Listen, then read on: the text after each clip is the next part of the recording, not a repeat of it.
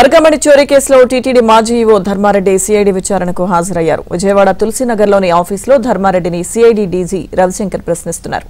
ఇప్పటికే 2 రోజుల పాటు ధర్మారెడ్డిని సిఐడి ప్రశ్నించింది. నిన్న ఇదే కేసులో భూమన కరుణాకర్ రెడ్డిని సిఐడి ప్రశ్నించింది.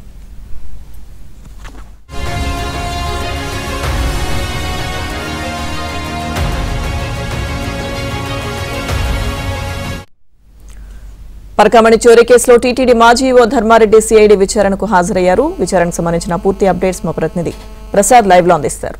ప్రసాద్. లక్ష్మీదుర్గ రాష్ట్ర వ్యాప్తంగా సంచలనం కలిగించిన టీటీడీ పరకామణి కేసుకు సంబంధించి దర్యాప్తు అధికారులు విచారణ వేగవంతం చేశారు. ఇప్పటికే ఈ కేసుకు సంబంధించి గత ఈవోలతో పాటు గత చైర్మన్ను కూడా విచారించారు. ప్రధానంగా ప్రస్తుతం మనం విజయవాడ సమీపంలోని కానూరు తులసీనగర్ వద్ద సిఐడి కార్యాలయం వద్ద ఉన్నాం. ఈ కార్యాలయ భవనంలో మాజీ ధర్మారెడ్డిని ప్రస్తుతం విచారిస్తూ ఉన్నారు. ఎందుకంటే ఈ కేసు సంబంధించి ప్రధానంగా పరకామణిలో ఎవరైతే ఈ దొంగతనానికి పాల్పడ్డారో ఆ వ్యక్తిని రక్షించడానికి గత ప్రభుత్వంలో కీలకమైన వ్యక్తులే దగ్గరుండి మరి మొత్తం వ్యవహారం నడిపించడం, చివరికి కేసు పెట్టినప్పటికి కూడా ఆ లోక్ అదాలత్లో కొట్టివేసే విధంగా ఒత్తిడి తెచ్చి మరి మొత్తం దీనికి సంబంధించి కొన్ని లక్షల రూపాయల చేతులు మారాయని కూడా ఇప్పటికే ఆ అభియోగాలు మోపారు. దీనికి సంబంధించి అన్ని కోణాలు విచారిస్తూ ఉన్నారు. ప్రధానంగా ఈ కేసుకు సంబంధించి ఇప్పటికే గతంలో ధర్మారెడ్డిని 2 సార్లు కూడా విచారించారు. అతను చెప్పిన అంశాలు కూడా నోట్ చేస్తున్నారు. అంతేకాకుండా ఆ తర్వాత మాజీ చైర్మన్ నిన్న కరుణాకర్ రెడ్డిని, అంతకుముందు వైవి సుబ్బారెడ్డిని కూడా విచారించడం జరిగింది.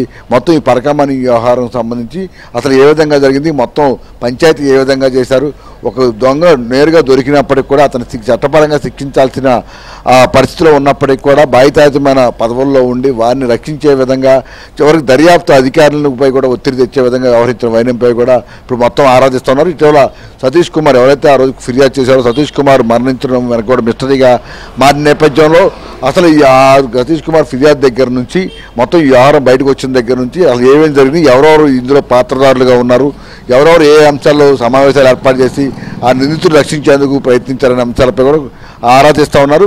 ఇప్పటికే అటు ఆ ధర్మారెడ్డిని 2 సార్లతో పాటు మరోసారి భూమన కరుణాకర్ రెడ్డిని, వైవి సుబ్బారెడ్డిని విచారించిన నేపథ్యంలో కొన్ని పొంతలేని సమాధానాలు కూడా చెప్పినట్టు గుర్తించారు. ఈ నేపథ్యంలో ఈరోజు విచారణ రావాలని ధర్మారెడ్డిని అధికారికంగా ఇచ్చారు. వారికి సమాచారం అందించిన నేపథ్యంలో ఈరోజు ఉదయం 11 గంటల సమయంలో సిఐడి కార్యాలయానికి ధర్మారెడ్డి వచ్చారు. ప్రస్తుతం లోపల విచారణ అయితే జరుగుతుంది. ఈ కేసుకు సంబంధించి ఎందుకంటే తవ్వే కొద్దీ కూడా అనేక విషయాలు వెలుగులోకి వస్తూ ఉన్నాయి. ప్రధానంగా కొన్ని లక్షలాది మంది భక్తుల మనోభావాలతో ముడిపడి ఉన్న అంశం.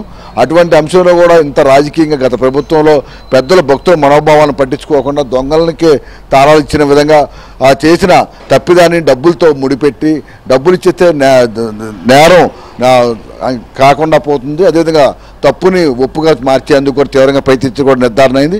ఈ మొత్తం కూడా ఈ న్యాయ వ్యవస్థని ఇటు చట్టాన్ని కూడా తమ చేతుల్లో తీసుకొని మొత్తం పంచాయతీలు ప్రైవేట్ పంచాయతీలు చేసే విధంగా కూడా వారు వ్యవహరిస్తున్న తీరుపై కూడా ఇప్పుడు సర్వత్రా విమర్శలు వ్యక్తమవుతున్నాయి. ఈ పరిణామాల నేపథ్యంలో ఇప్పుడు ధర్మారెడ్డిని 3వసారి మొదటగా విచారిస్తున్న నేపథ్యంలో అతని నుంచి కొంత కీలక సమాచారం కూడా తీసుకుంటున్నారు. ఎందుకంటే ఆయన ఆ రోజు అధికారిగా ఉన్న నేపథ్యంలో ఎవరు ఒత్తిడితో మొత్తం వ్యవహారం నడిపించారు, చైర్మన్నా లేకపోతే ఇంకా పైనుంచి వ్యక్తులు ఒత్తిడి మేరకే ఈ మొత్తం పంచాయతీ నడిచిందనే అంశాలపై కూడా కొన్ని ఆధారాలు కూడా సేకరించారు. ఆ ఆధారాలు ఎదురుపెట్టి కూడా ప్రశ్నించి తెలుస్తోంది. ఈరోజు సాయంత్రం వరకు ఈ విచారణ కొనసాగే అవకాశం ఉంది. ధర్మారెడ్డి నుంచి వచ్చిన ఆ మొత్తం అంశాలకు సంబంధించి మరోసారి గతంలో పనిచేసిన చైర్మన్గా పనిచేసిన వైవి సుబ్బారెడ్డి, కరుణాకర్ రెడ్డి కూడా మరోసారి విచారించాలని కూడా ఇప్పటికీ నిర్ణయించినట్టు తెలుస్తోంది. దీనికి సంబంధించి అధికారికంగా ఈరోజు సాయంత్రం రేపు ప్రకటన విడుదల చేస్తారని కూడా చెప్తున్నారు.